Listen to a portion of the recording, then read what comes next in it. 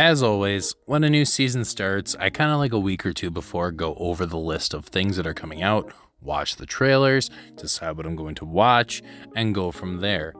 With this season, I kind of just picked and choose things that I knew that I was going to like, but didn't really go too depth into it, obviously, besides like Mushoku Tensei and a couple other ones. This one I started watching today when it aired, and holy crap. I was like, this man right here, Giga Chad, straight Giga Chad. But you know what? In the best way possible.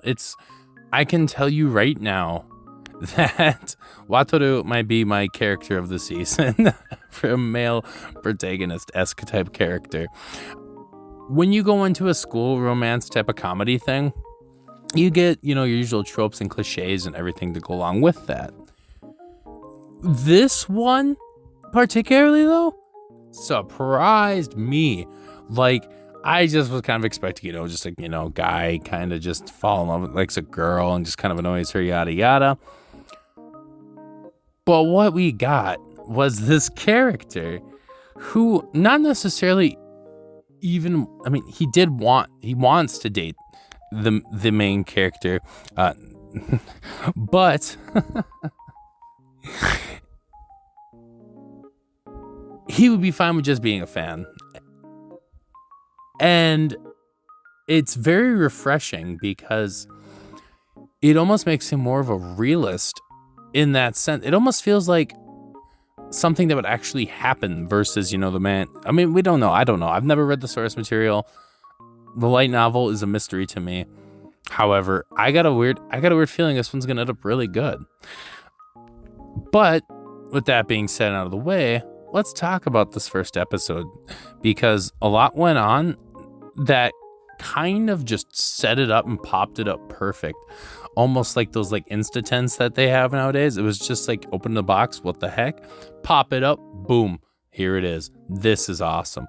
So we start off with our MC, and he's kind of walking down, Wataru is, and he's going right after Aika, because that's just the chemistry we got so far, and he's, following her around, and she's just clearly annoyed by it and telling him not to do that.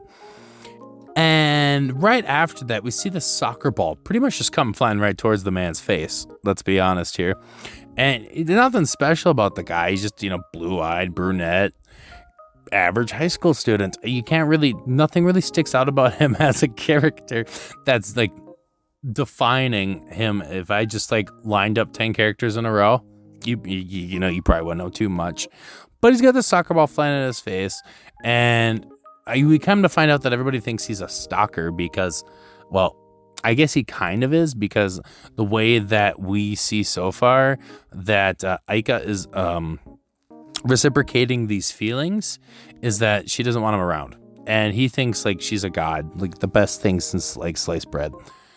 But we get this almost like animation of the world after like getting right knocked in the cranium with the soccer ball, turning into like a different color.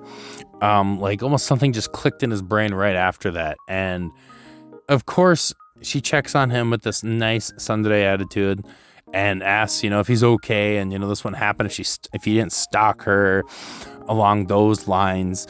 And right after that, we skip to class and we meet another character who happens to be Aika's best friend, Kai. And she is kind of like that sidekick character that just kind of follows around. Or at least that's the vibes I'm getting so far. And though she does have her own personal traits that we learn later on here, however, she starts right off the bat just harassing him, telling him, you got that divine punishment that you deserve today. And, after that, she's just like, you keep that up, he's not going to like you, And while that's all helping, going on and stuff, she's trying to calm her down. Aika's calming Raidan. And, like maybe you shouldn't tease him so much, whatever. Because you get these kind of vibes where she definitely, you can tell, likes him, but at the same time it almost feels like a game to her because she knows that she could have him, and it almost feels a little weird. I could be totally wrong, Totally wrong. That's just the vibes I'm feeling. And right after that, the teacher comes in and tells, Sajo that it's weird that everybody's sitting down because normally he's at her desk bothering her. And, the whole class just laughs about it, but so far nothing too really weird about it. Right after class, he decides to go to the bathroom, and of course she assumes, hey, I told you not to stalk me. And he's just, I just gotta go piss, yo. Like, just let me pee. Immediately enters that bathroom, and 3 of his classmates pretty much round him up and start harassing him, ask if there's something wrong, what's going on with him. And he's like, pretty much just brushing it off like nothing's wrong. I just, just don't feel like bothering her today. And pretty much every time coming after this, you get the vibe.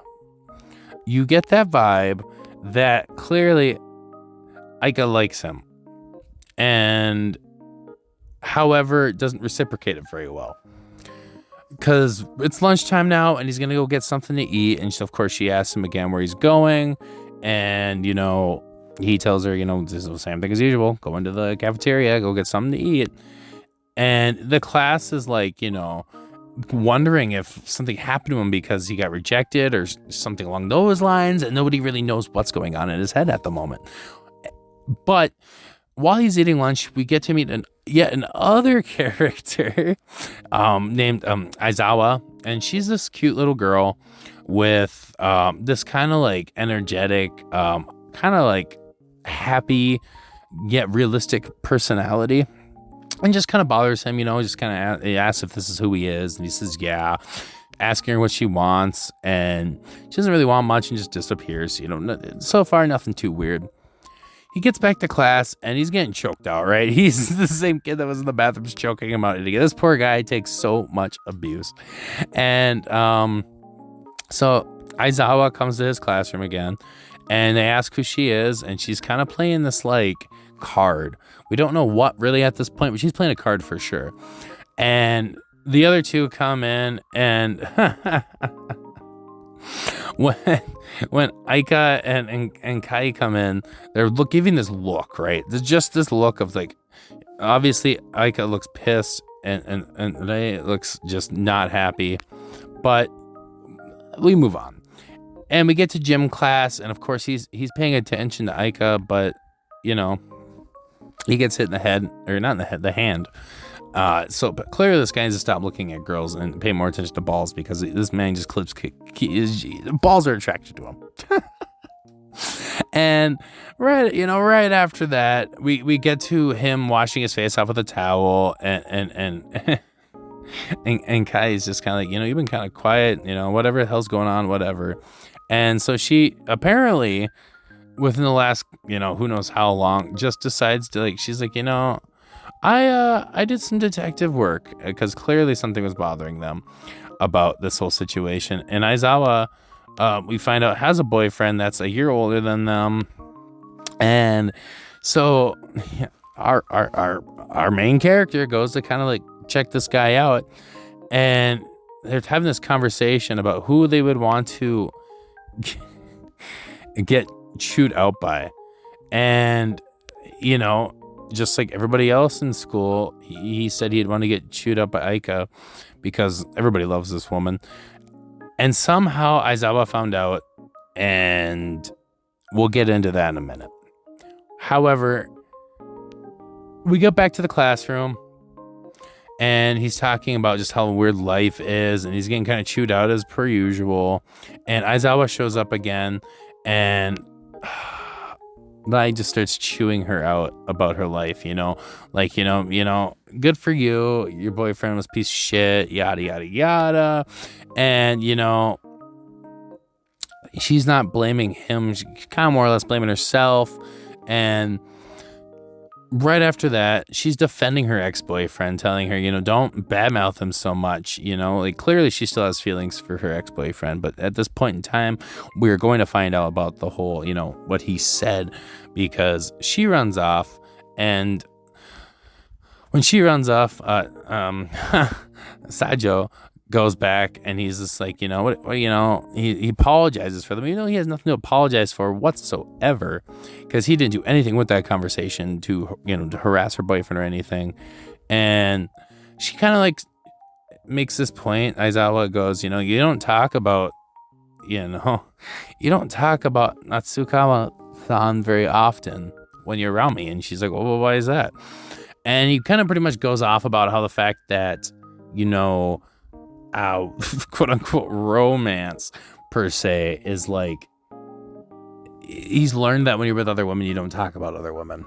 And you can tell this guy has a good heart, but he knows what he's doing is kind of weird, and he's just been rejected so many times that he tells about this story of when he was a kid, or not a kid necessarily, middle school.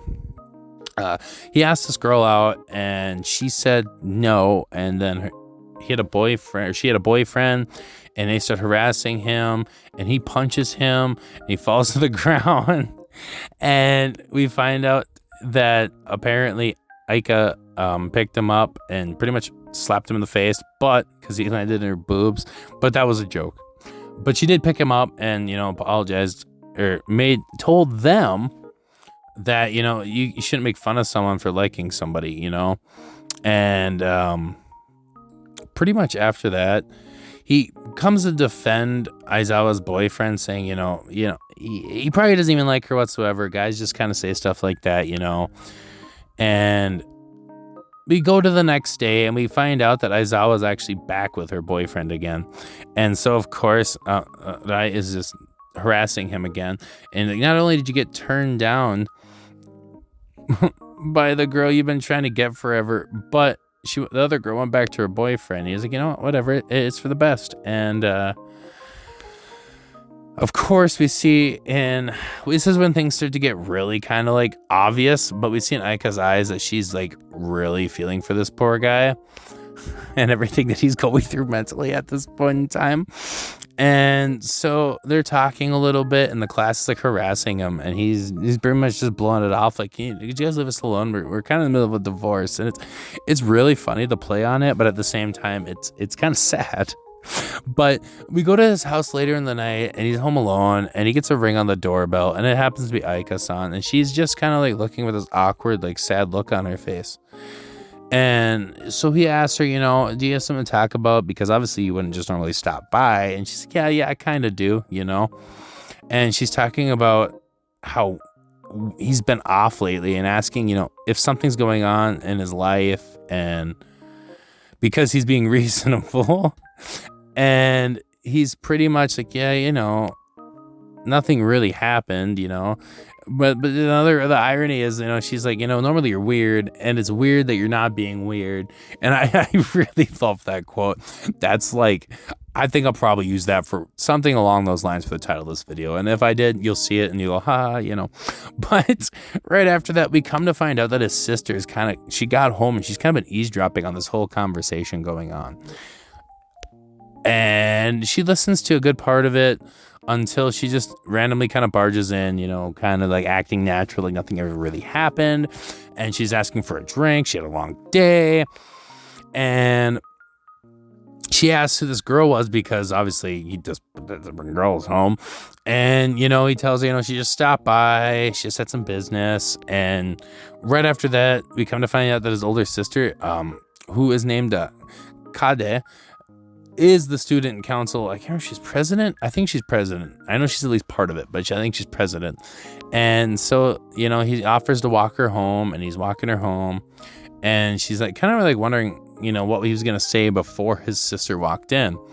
And so we go along these lines of, he feels bad that he harassed her mercilessly. So he says, like from now on, I'm just not going to borrow you, and we're going to be classmates. And she clearly does not like that very much, because she like quotes him, and she's like looking forward to, and gets the dark shadow over the eyes with the eyes missing and under the lamplight. You can tell that hit a spot on her, because clearly she not necessarily enjoyed it, but I think she likes him too. And we just, clearly it's a romance, but I feel like we're going to keep this sundry act up for quite a while here. Pink hair, the kid, the popular girl, things are, all the signs are there. However, right after that, you know, he goes and he makes the dumb choice of asking her if she has a good friend for him. Right after that, man, social cues, not good. He's for as much as I've been prouding this Giga Chad, he really fucks that one up. And so she tells him he sucks, and she leaves and runs. And it's like, oh, what did he do? He did everything like physically from a teenage boy's perspective, you know, like what did he do wrong? You know, like he clearly was bothering her, so he's leaving her alone now and idling her from afar. And she's mad now. Like, what the heck? So we get to school the next day, right? And it's a new seating arrangement, and they sit nowhere near each other now. And we learn from that essentially she doesn't have any friends that are girls because he was scaring them away. And she's telling him that he needs to take responsibility for this. And we get this pan to her at the back of the classroom by herself, looking kind of awkward and sad, especially now that she has nobody sitting by her. And that's the end of the episode.